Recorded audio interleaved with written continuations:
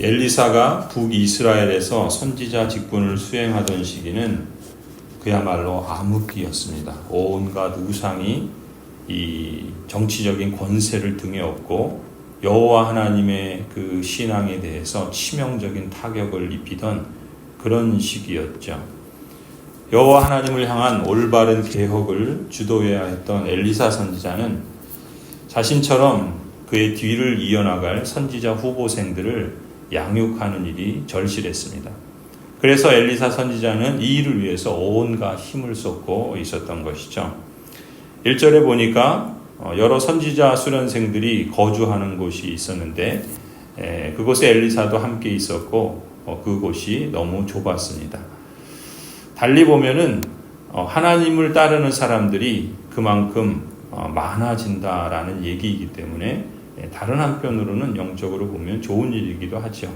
모든 사람들이 다 바알을 쫓고 돈과 물질과 또 세상의 명예를 추구하는 그런 분위기 속에서 그래도 하나님을 쫓겠다고, 그래도 하나님의 뜻을 따르겠다고 젊은 사람들이 엘리사 선지자를 따르면서 함께 그곳에서 훈련을 받고 있었던 것은 그래도 이스라엘에게 여전히 희망이 있다. 하나님께서 바알에게 무릎 꿇지 않은 7천을 엘리야에게 말씀하시고 보여주신 것처럼 그 뒤를 이어서 사역하던 엘리사 선지자 시대에도 이러한 소수의 그러나 하나님께 헌신한 사람들을 통해서 하나님의 역사는 진행되고 있다라는 것을 보여주고 있는 것이죠.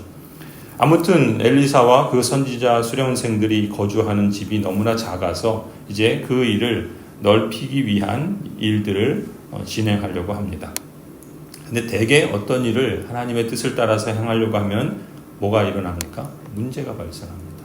대개 거의 그래요. 교회 일도 그렇고 또 개인의 일도 하나님의 뜻을 따르려고 할 때 그러한 문제가 발생합니다. 그것은 우리가 일상에서도 그렇죠. 그러나 그 성격이 다른 것은 우리가 그 일이 개인의 어떤 차원에서의 일이 아니라 하나님을 믿고 따르는 여정 속에서 어떤 문제가 발생했을 때 그것이 하나님의 그런 주신 눈으로 보게 될 때 그것이 단순히 어떤 개인적인 또 다른 일상적인 문제가 아니라 하나님을 예배하고 따르는 그러한 삶에 찾아오는 위기요, 도전이요, 시험이다라는 것을 보게 되는 것입니다. 아무튼 지금 이 당시의 상황에서도 문제가 찾아왔어요. 선지자 수련생들이 이제 요단강 가까운 곳에서 들보로 사용할 나무를 이제 구하기 위해서 나무 베는 일을 진행했던 것이죠. 한창 나무 베는 일에 열중하고 있다가 한 제자가 도끼를 그만 물에 빠뜨렸던 것입니다. 도끼 자루가 빠져나가서 강물 속에 빠지게 된 거예요. 이렇게 지금 선한 일을 하려고 할 때 이런 시험이 찾아온 것이죠. 그런데 이 도끼라는 것이 오늘날 그렇게 대단한 건 아니지만 이 당시에는 철이 없는 시대예요.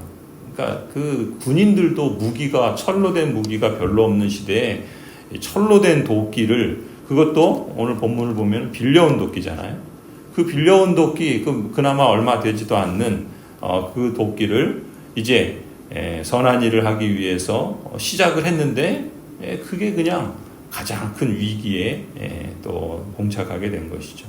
그래서 도끼를 물에 빠뜨리게 된 선지자 수련생이 깊은 절망감을 표현하죠. 5절을 보세요. 아이고 선생님, 곡할 때 나는 소리 아니에요. 아이고 선생님, 이것은 빌려온 도끼입니다. 이 비싸고 귀한 철을 이제 잃어버리게 됐고, 또 잃어버린 것을 통해서 이제 집을 넓혀야 되는데 그러지도 못하게 됐으니 얼마나 깊은 절망감에 빠졌겠습니까? 더군다나 그 일의 성격으로 볼 때 이 일이 이제 이렇게 중도에 중단되게 된다면 얼마나 또 이 선지자 수련생들이 낙심하게 되고 또 그 하나님의 뜻을 따르려고 하는 길에 이게 아닌가 보구나, 관둬야 되겠다, 이런 별의별 생각들을 다 하지 않겠습니까?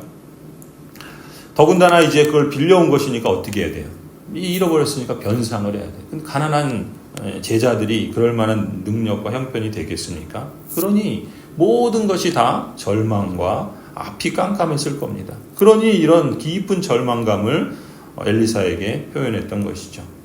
6절에 보니까 그때 하나님의 사람이 그 제자에게 묻죠. 어디에 빠뜨렸느냐? 그가 그것을 알려주니까 엘리사가 나뭇가지를 하나 꺾어서 그곳에 던집니다. 그랬더니 도끼가 떠올랐어요. 7절에 엘리사가 그것을 집어라 하고 말하니 그가 손을 내밀어서 그 도끼를 건져내었습니다. 참 신기한 일이죠.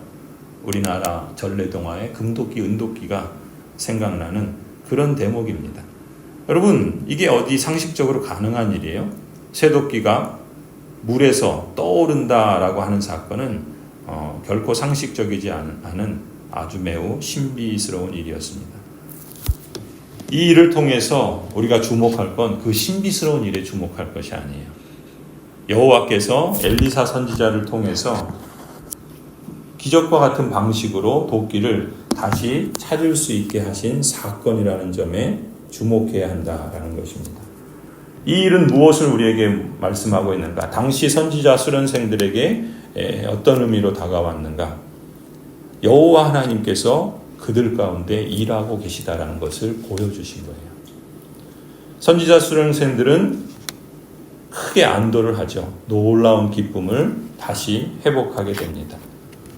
이 기쁨은 도끼를 되찾을 수 있어서 오는 그러한 기쁨이기도 하지만 더 나아가서는 영적으로 어두운 시대에 모두가 한결같이 돈과 명예를 추구하며 바알을 따르던 시대에 여호와 하나님께서 자신들처럼 가난하고 어찌 보면 세상이 보면 참 무력해 보이는 그런 자신들을 지키시고 계신다라는 사실을 확신하게 되는 데서 오는 그러한 기쁨이 훨씬 컸다라는 것이죠. 더군다나 이들에게 있어서 하나님의 그 능력이 이 평범한 그러한 일상과 또 그들의 삶 속에서 찾아와서 어떻게 보면은 기적과 같은 자연 법칙을 넘어서는 초월하는 그러한 방식으로 하나님이 지금 일하시고 있다라는 그러한 놀라운 반전을 보여주는 것이죠. 사실 이러한 일은 우리가 예수 그리스도를 통해서 행하셨던 모든 기적들 가운데 밝히 드러난 일이라고 볼 수 있어요. 예수 그리스도께서는 누가복음에 보면은 비천한 사람을 존귀한 자리에 올리십니다. 마리아에게 동정녀 잉태에 대한 그러한 일들을 고지하고 또 그 마리아가 하나님께 찬송하면서 비천한 자를 존귀한 자로 올리신다라고 그렇게 말하지 않습니까? 또 불의한 사람을 하나님께서는 의롭게 하시고 또 잃어버린 사람들을 다시 찾게 하십니다. 아니 더 나아가서 죽은 사람을 다시 살리시는 그러한 놀라운 일들이 벌어집니다. 사실 이러한 일들은 새 도끼가 물에서 떠오르는 것만큼이나 놀라운 반전이죠. 사실 하나님께서 우리를 구원하셨다는 것은 도끼가 물에서 떠오르는 것보다 훨씬 더 기적적인 일입니다. 그러니 사람들이 여전히 이 기적에 집중하면서 기적을 쫓아다니면서 기적을 추구하는 신앙은 헛된 망상인 거예요. 오늘날도 그러한 사람들이 있죠. 지금 이 기적을 통해서 하나님이 보여주시는 것은 이 어두움의 시대 속에서도 하나님께서 놀라운 반전을 일으키시듯이 하나님의 일들을 진행하고 계신다. 하나님께 집중해야 하는 것이죠. 아니, 우리 자신이 죽은 자였는데 예수 그리스도로 인해서 살아나게 되었다는 사실은 이 쇠가 뜨는 것만큼이나 훨씬 더한 기적인 거예요. 죽은 자가 살아나지 않았습니까?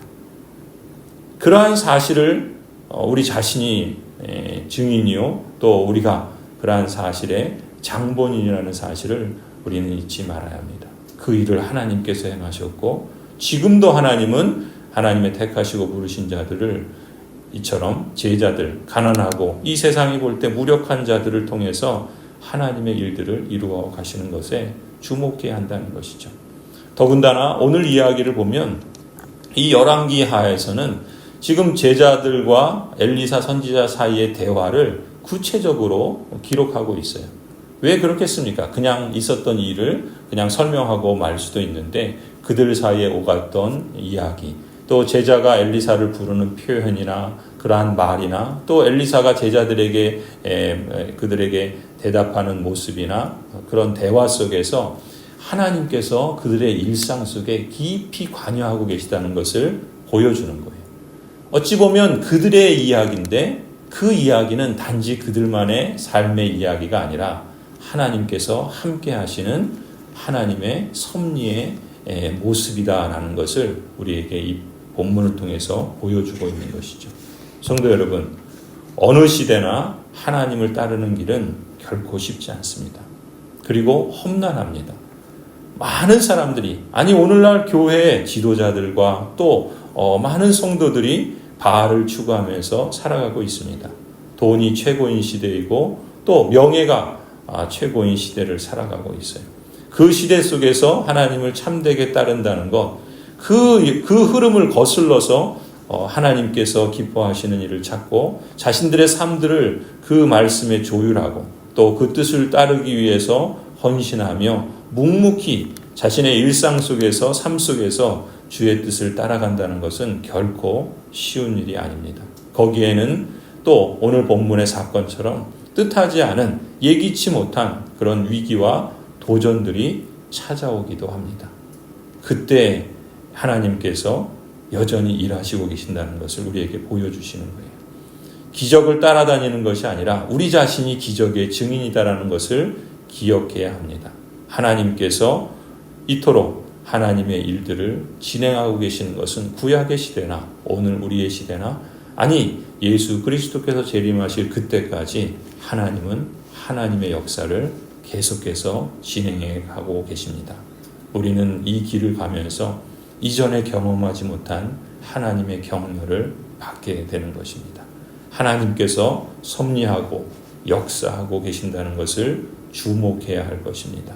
하나님은 때로 초월적인 방식으로 기적적인 일들을 통해서 역사하시기도 하시고 또한 하나님은 우리의 일상 속에서 우리의 대화와 우리의 삶의 태도와 또 우리의 삶에 보이지 않은 것 같으나 깊이 개입하셔서 우리와 함께하고 계시는 참으로 은혜로우신 하나님인 것을 우리가 잊지 말아야겠습니다. 오늘도 그 하나님께서 여러분을 붙들고 계시고 또 여러분의 대화와 여러분의 탄식과 여러분의 깊은 절망 가운데 하나님은 귀 기울이시고 계십니다. 우리는 다만 그 하나님을 끝까지 신뢰하면서 하나님의 역사하심 앞에 우리의 삶의 모습들을 가다듬고 또 우리의 일상 속에서 찾아오시는 하나님을 인정하고 또 그 하나님을 따르며 우리의 삶에 참된 회복과 예수 그리스도를 통해서 이루신 놀라우신 구원의 일들이 완성되기까지 믿음의 길을 걸어갈 수 있기를 간절히 소원합니다. 기도하시겠습니다. 하나님, 엘리사 선지자와 그 선지자 수련생들을 통해 하나님께서 보여주신 일들이 어찌 보면 오늘 우리가 경험했고 또 지금 경험하며 앞으로 경험할 일들과 견주어 보면 아무것도 아닌 것을 우리가 보게 됩니다. 참으로 하나님은 우리가 생각한 그 이상으로 아니 우리가 상상할 수 없을 만큼 크고 위대하신 하나님이십니다.